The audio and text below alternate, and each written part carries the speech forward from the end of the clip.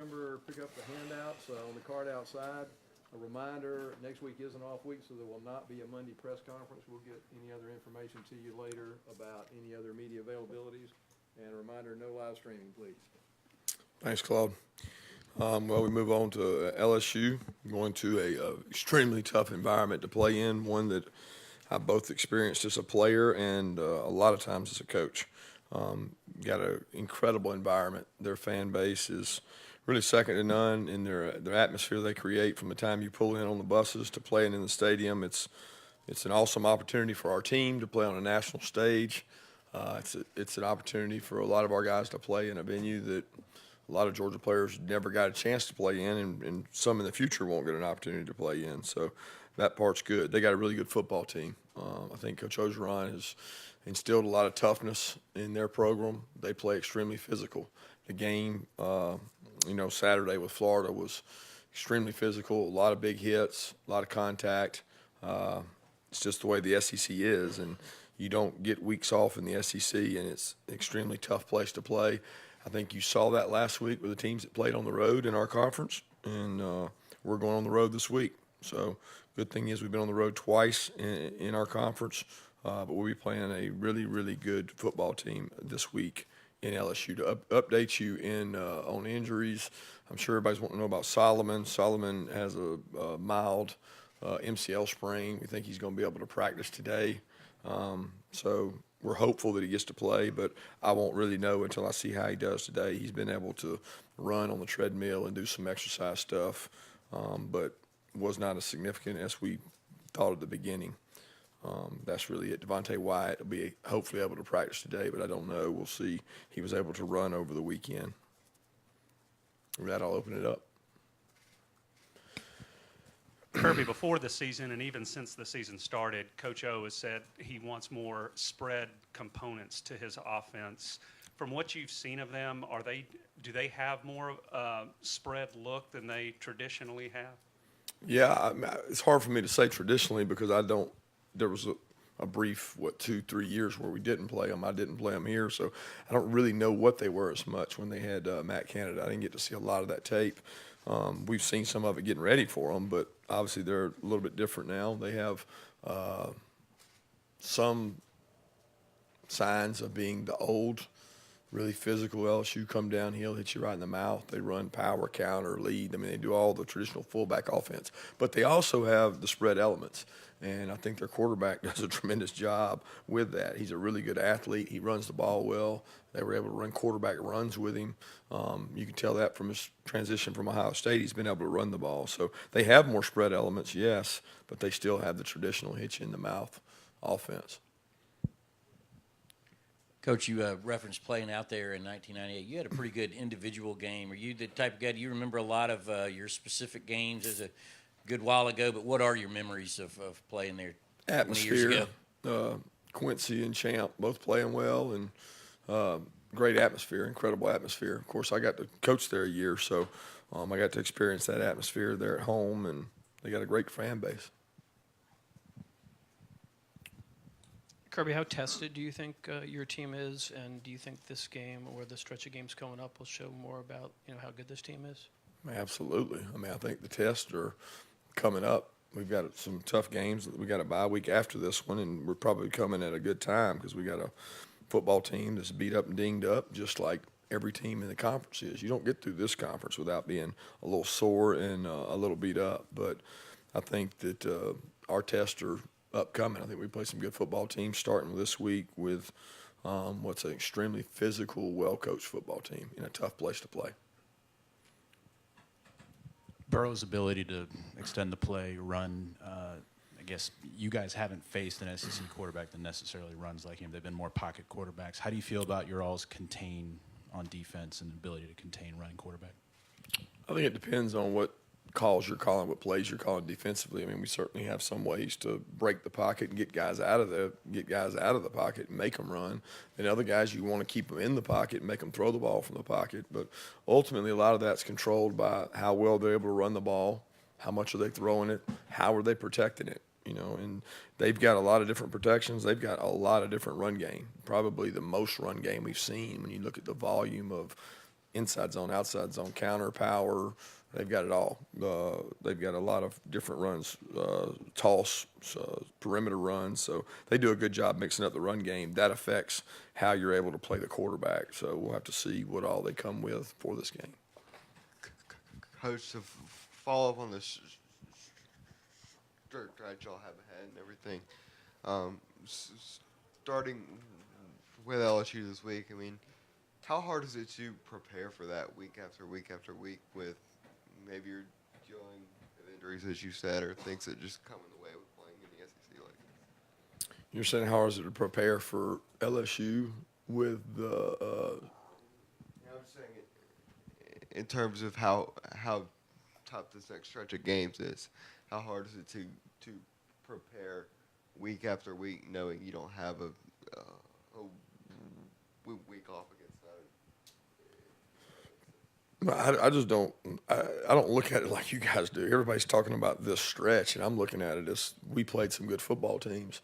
What I think are good football teams. I think anytime you go on the road in the SEC, it's an adventure. It's a tough environment. We're going to play good teams coming up. Absolutely, it's tough everywhere in the SEC. Go talk to Tennessee and ask them the road they're dealing with. Go talk to LSU. They just played Florida. I mean, there's no time to cry about it. Nobody wants to hear that. I mean, you got to get ready to go play.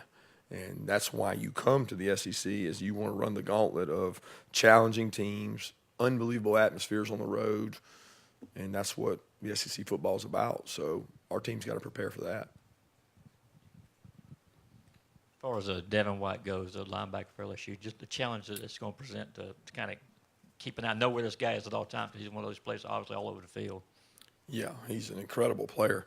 I mean, my first experience was recruiting him as a running back and as a linebacker when I was at University of Alabama, and we knew how special he was then. And then he flashed several times. I can remember watching the Mississippi State tape last year as we prepared for them. I told Roquan, I said, this guy is probably 10 pounds heavier than you, but just as fast. And he's an elite player, very good player. Arguably one of the best in the conference at all positions. And I don't think people know how dynamic this guy really is, but I think people will find out on Sundays real soon.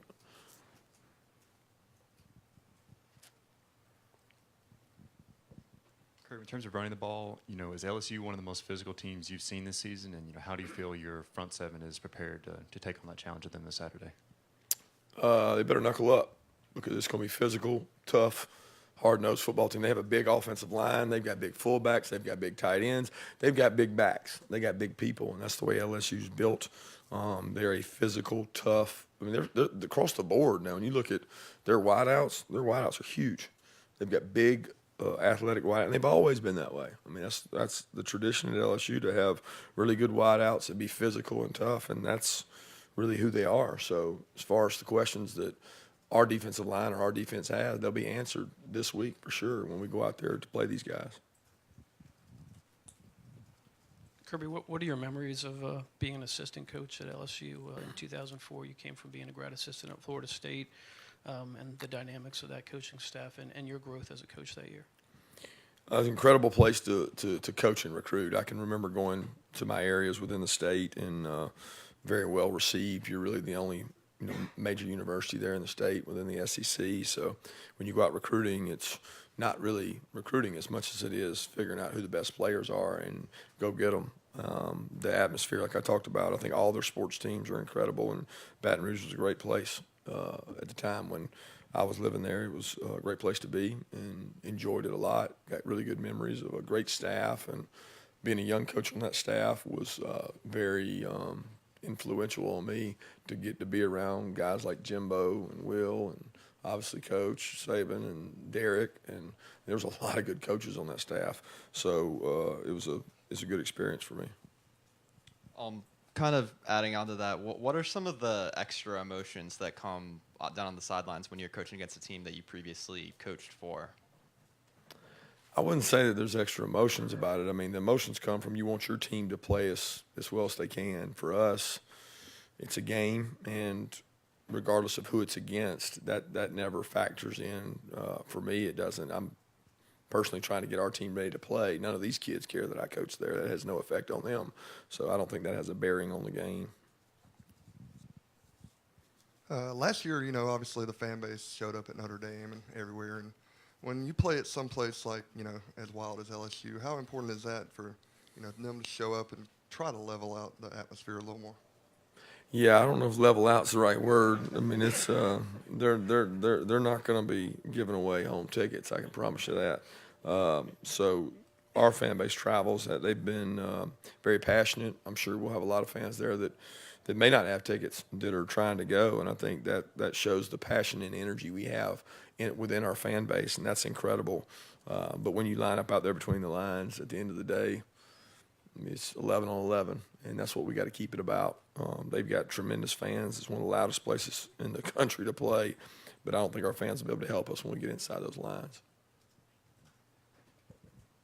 Coach, you've been, I guess I don't know if careful is the right word, but using Justin Fields on the road environments, he's been a little bit more limited in snaps. Is that just by circumstance, or has that been mindful of the road environments, like you just mentioned, the noise at LSU? No, I don't think that has anything to do with it. Justin handles the offense and the communication really well.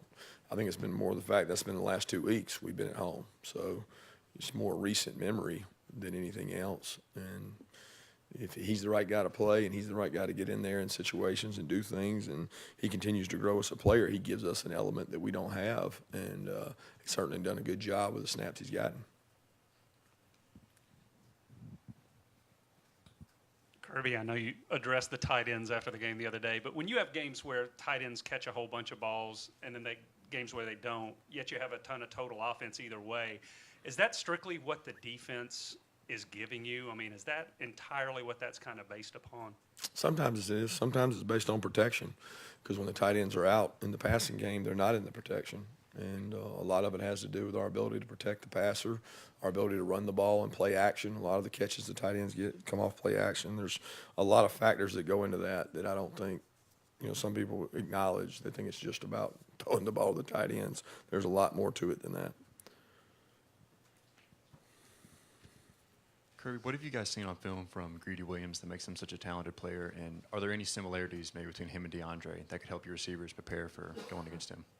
Well, he's really a talented player. He's long. He's athletic. He's able to twist and contort, play the ball in the air really well. I'd say there probably are some similarities between him and our guys and D-Bake. He's been a really good player already and done a great job for them. He kind of takes care of one side of the ball and shuts down a wide out each game, and he's a talented guy. They've traditionally had really good secondary players. Other questions? Okay. Just real quick, Coach. Talking about Justin real quick, the last couple games, he's taken a couple shots. Oh. Have you gotten with him on getting down? Just that young kind of thinks he can do it all kind of mentality? Well, I think if you look closely, so has Jake. Jake took some shots in the last game. They both did. So, number one, we got to protect better. But they also both have to know when they're in vulnerable positions, meaning when they're getting pressured and they're not protected, they got to be ready to get rid of the ball. So that goes on both kids to try not to take the shots. And then ultimately in this game, sometimes you're protected and you still get a shot because you don't, the guy doesn't win. The offensive line doesn't win for you in front of you. But as far as Justin, I thought he did a good job in the last game. That was something that he really did on his own, made a decision to slide, and he'd made a good run. It was a good decision, so it shows that he's learning and maturing when it comes to that. And we still want him to be a weapon for us, and he can do that when he runs, but he's got to protect himself as well, which he's done a good job with. Thanks. Couple more questions, anybody? Okay. Thanks.